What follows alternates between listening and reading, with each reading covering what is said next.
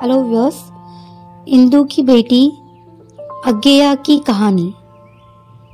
जब गाड़ी खचाखच लदी होने के कारण मानो कराहती हुई स्टेशन से निकली, तब रामलाल ने एक लंबी सांस लेकर अपना ध्यान उस प्राण ले लेने वाली गर्मी, अपने पसीने से तर कपड़ों और साथ बैठे हुए नंगे बदन वाले गवार के शरीर की बू से हटाकर फिर अपने सामने बैठी हुई अपनी पत्नी की ओर लगाया और उसकी पुरानी कुड़ीन फिर जाग उठी।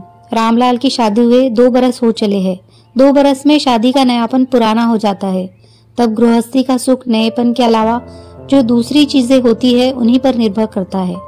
मातृत्व या पितृत्व की भावना, समान रुचियां, इकट्ठे बिताए हुए दिनों की स्मृतियां, एक दूसरे को पहुंचाए गए सुख क्लेश की छाप, नयापन मिट जाने के बाद ये और ऐसी चीजें ही ईंटें होती है जिनसे गृहस्थी की भीत खड़ी होती है। और रामलाल के जीवन में ये सब जैसे थे ही नहीं। उसकी कोई संतान नहीं थी। जहां तक उसके दाम्पत्य जीवन के सुख दुख की उसे याद थी, वहां तक उसे यही दिखता था कि उन्होंने एक दूसरे को कुछ दिया है तो क्लेश ही दिया है। इससे आगे थोड़ी बहुत मामूली सहूलियत एक दूसरे के लिए पैदा की गई है, लेकिन उसका शिथिल दिमाग उन चीजों को सुख कहने को तैयार नहीं है। उदाहरणतया वह कमाकर कुछ लाता रहा है और स्त्री रोटी पकाकर देती रही है, कपड़े धोती रही है, झाड़ू लगाती रही है, चक्की भी पीसती रही है।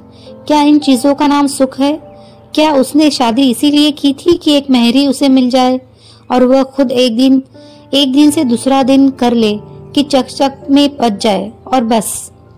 क्या उसने बीए तक पढ़ाई इसीलिए की थी कि हर महीने 20 रुपया कमाकर इसके आगे लाकर पटक दिया करे कि ले इस कबाड़ खाने को संभाल कर और इस ढाबे को चलता रख। इस गवार को अनपढ़ बेवकूफ औरत के आगे जो चक्की पीसने और झाड़ू लगाने से अधिक कुछ नहीं जानती और ये नहीं समझती कि एक पढ़े लिखे आदमी की भूख 2 वक्त की रोटी के अतिरिक्त कुछ और भी मांगती है। उसकी खीज एकाएक बढ़कर क्रोध बन गई। स्त्री की ओर से आंख हटाकर वह सोचने लगा, इसका यह नाम किसने रखा? इंदु। कैसा अच्छा नाम है। जाने किस बेवकूफ ने यह नाम इसे देकर डुबाया। और कुछ नहीं तो सुंदरी ही होती, रंग ही कुछ ठीक होता। लेकिन जब ये पहले पहल मेरे घर आई थी तब तो मुझे इतनी बुरी नहीं लगी थी। क्यों मैंने इसे कहा था कि मैं अपने जीवन का सारा बोझ तुम्हें सौंपकर निश्चित हो जाऊंगा।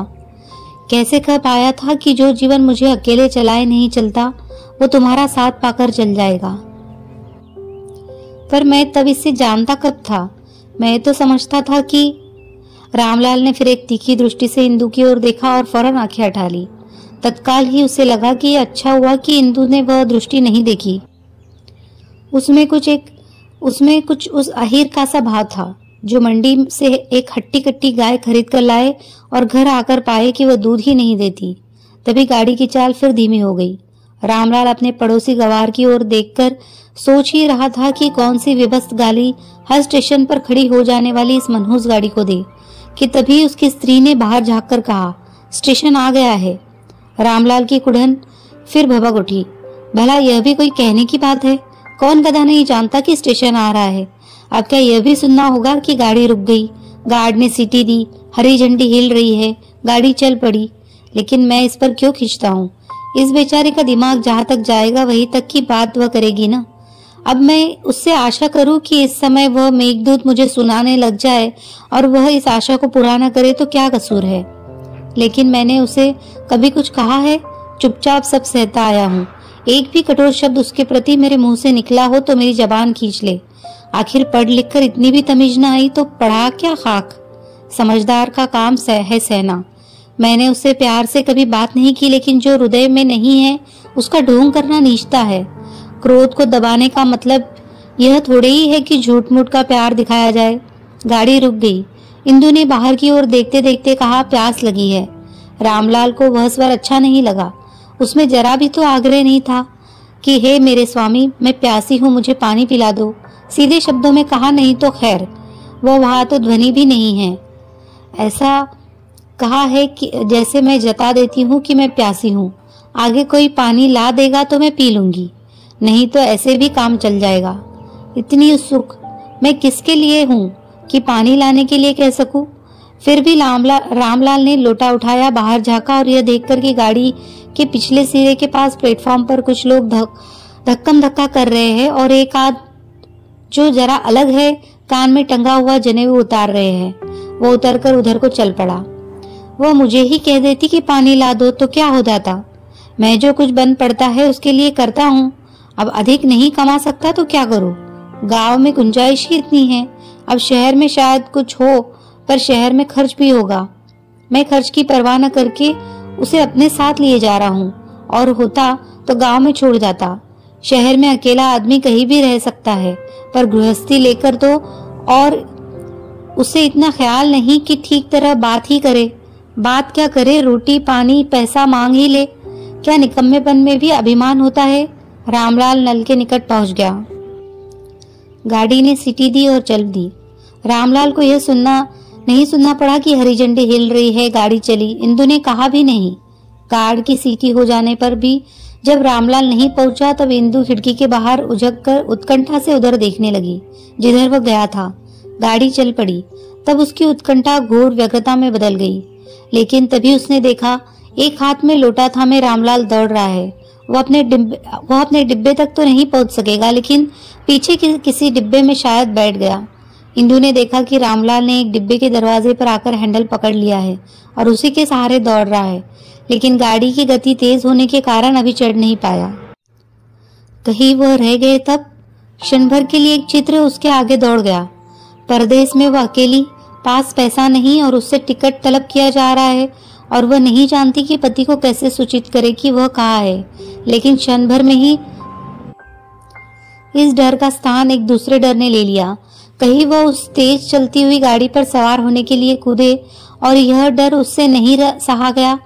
वह जितना बाहर झुक सकती थी झुककर रामलाल को देखने लगी, उसके पैरों की गति को देखने लगी, और उसके मन में यह होने लगा कि क्यों उसने पति से प्यास की बात कही।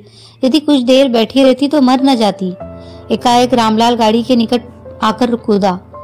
इंदु जरा और झुकी कि देखे वह सवार हो गया कि नहीं और निश्चिंत हो जाए। उसने देखा अंधकार कुछ डूबता सा, एक टिस, जांग और कंधे में जैसे भीषण आग, फिर एक दूसरे प्रकार का अंधकार। गाड़ी मानो विवश क्रोध से चिचियाती हुई रुकी कि अनुभूतियों से बंधे हुए इस क्षुद्र चेतन संसार की एक घटना के लिए किसी ने चेन खींचकर उस जड़, निरी और इसीलिए अड़िग शक्ति को क्यों रोक दिया है।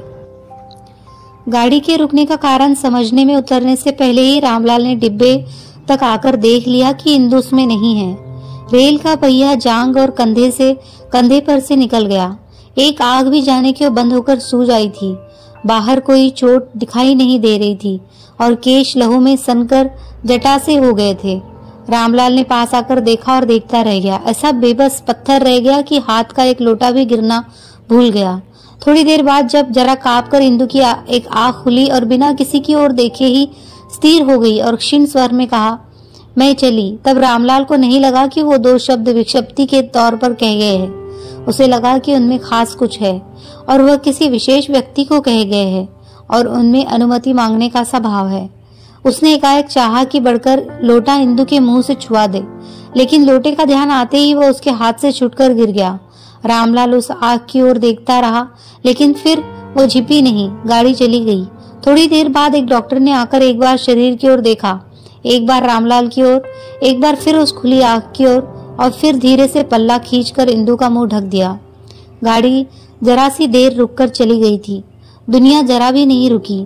गाड़ी आदमी की बनाई हुई थी, दुनिया को बनाने वाला ईश्वर है। 20 साल हो गए। घिरती रात में हर एक स्टेशन पर रुकने वाली एक गाड़ी के सेकंड क्लास डिब्बे में रामलाल लेटा हुआ था। वह कलकत्ते से रुपया कमाकर लौट रहा था। आज उसके मन में गाड़ी पर खींच नहीं थी। आज वह यात्रा पर जा नहीं रहा था, लौट रहा था, और वह थका हुआ था। एक छोटे स्टेशन पर वह एकाएक भड़बड़ा कर उठ बैठा। बाहर झांक कर देखा, कहीं कोई कुली नहीं था। वह स्वयं बिस्तर और बैग बाहर रखने लगा। तभी स्टेशन के पॉइंटमैन ने आकर कहा, बाबूजी कहाँ जाइएगा? छोटे स्टेशनों पर लाइनमैन और पॉइंटमैन ही मौके बेमौके कुली का काम कर देते हैं। रामलाल ने कहा, यही एक तरफ करके रख दो, और कुछ सामान नहीं है? बाकी ब्रेक में है, आगे जाएगा। अच्छा। गाड़ी चली गई। बूढ़े पॉइंटमैन ने सामान स्टेशन के अंदर ठीक से रख दिया। रामलाल बेंच पर बैठ गया। स्टेशन के कोने में एक बड़ा लैंप जल रहा था। उसकी ओर पीट करके जाने क्या सोचने लग गया। भूल गया कि कोई उसके पास खड़ा है। बूढ़े ने पूछा, बाबूजी कैसे आना हुआ? ऐसा बढ़िया सूट बूट पहनने वाला आदमी उसने उस स्टेशन पर पहले नहीं देखा था। यूं ही। ठहरिएगा? नहीं। अगली गाड़ी कब जाती है? कल सवेरे। उसमें जाइएगा? हाँ। इस वक्त बाहर जाइएगा? नहीं। लेकिन यहाँ तो वेटिंग रूम नहीं है, यही बेंच पर बैठा रहूंगा। बूढ़ा मन में सोचने लगा, ये अजब आदमी है जो बिना वजह रात भर यहाँ ठिठुरेगा और सवेरे चला जाएगा। पर अब रामलाल प्रश्न पूछने लगा, तुम यहाँ कब से हो? अजी क्या बताओ, सारी उम्र यही कटी है। अच्छा, तुम्हारे होते यहाँ कोई दुर्घटना हुई? नहीं। बूढ़ा कहकर बूढ़ा रुक गया, फिर कहने लगा, हाँ एक बार एक औरत रेल के नीचे आकर कट गई थी, उधर प्लेटफॉर्म में से जरा आगे। रामलाल के स्वर में जैसे अरुचि थी, लेकिन बूढ़े अपने आप ही उस घटना का वर्णन करने लगा। कहते हैं उसका आदमी यहाँ पानी लेने के लिए उतरा था। इतनी देर में गाड़ी चल पड़ी। वह बैठने के लिए गाड़ी के साथ दौड़ रहा था।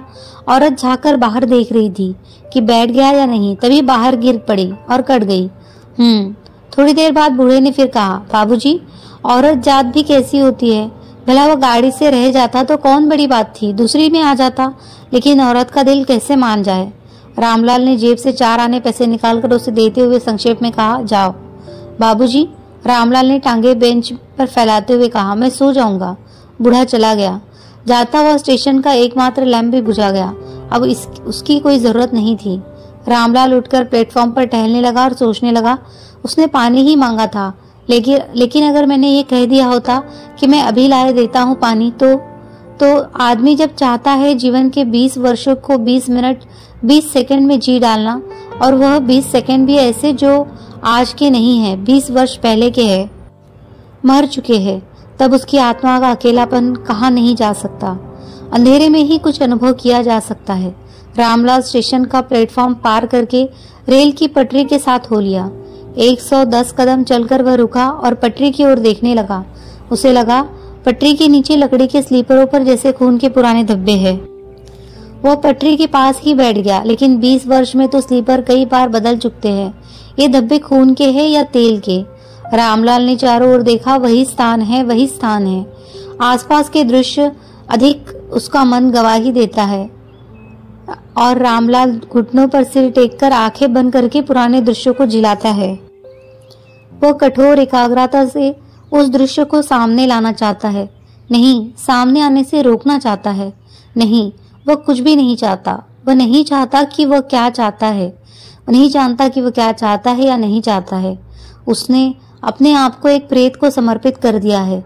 जीवन में उसे खींचे रहने का यही एक प्रायश्चित उसके पास है, और इस समय स्वयं मिट्टी होकर, स्वयं प्रेत होकर वह मानो उससे एक हो लेना चाहता है, उससे कुछ आदेश पा लेना चाहता है।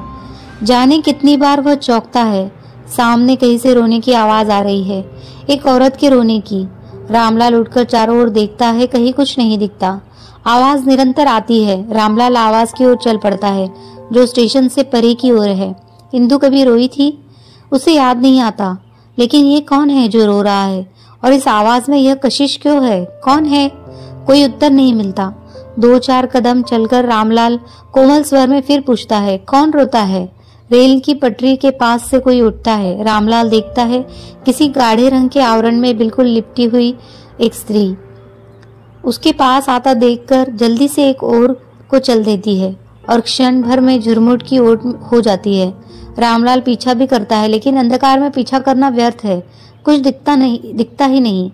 रामलाल पटरी की ओर लौटकर वह स्थान खोजता है जहां वह बैठी थी। क्या यहीं पर? नहीं, शायद थोड़ा और आगे। यहाँ पर? नहीं, थोड़ा और आगे। उसका पैर किसी गुदगुदी चीज से टकराता है। वह झुककर टटोलता है, एक कपड़े की पोटली। बैठकर खोलने लगता है, पोटली चीख उठती है। कांपते हाथों से वह उठकर वह देखता है पोटली एक छोटा सा शिशु है जिसे उसने जगा दिया है। वह शिशु को गोद में लेकर थपथपाता हुआ स्टेशन लौट आता है और बेंच पर बैठ जाता है। घड़ी देखता है, 3 बजे है। 5 बजे गाड़ी मिलेगी। अपने ओवरकोट से वह बच्चे को ढक लेता है। 2 घंटे के लिए इतना प्रबंध काफी है। गाड़ी में बिस्तर खोला जा सकता है। रामलाल ने अपने गांव में एक पक्का मकान बनवा दिया है और उसी में रहता है। साथ रहती है वो पाई हुई शिशु कन्या, जिसका नाम उसने इंदुकला रखा है। और उसकी आया जो दिन भर उससे गाड़ी में फिराया करती है। गांव के लोग कहते हैं कि रामलाल पागल है। पैसे वाले भी पागल होते हैं। और इंदू जहाँ जहाँ जाती है वे उंगली उठाकर कहते हैं, वो देखो उस पागल बूढ़े की बेटी। इसमें बड़ा गूढ़ व्यंग होता है क्योंकि वे जानते हैं कि बूढ़ा रामलाल किसी के पाप का बोझ ढो रहा है। इसमें बड़ा गूढ़ व्यंग होता है क्योंकि वे जानते हैं कि बूढ़ा रामलाल किसी के पाप का बोझ ढो रहा है। लेकिन रामलाल को किसी की परवाह नहीं है। वो निर्द्वंद है। उसके हृदय में विश्वास है। वो खूब जानता है कि उसकी क्षमाशीला इंदु ने स्वयं प्रकट होकर अपने स्नेहपूर्ण अनुकंपा के चिन्ह स्वरूप अपना अंश और प्रतिरूप वह बेटी उससे भेंट की थी।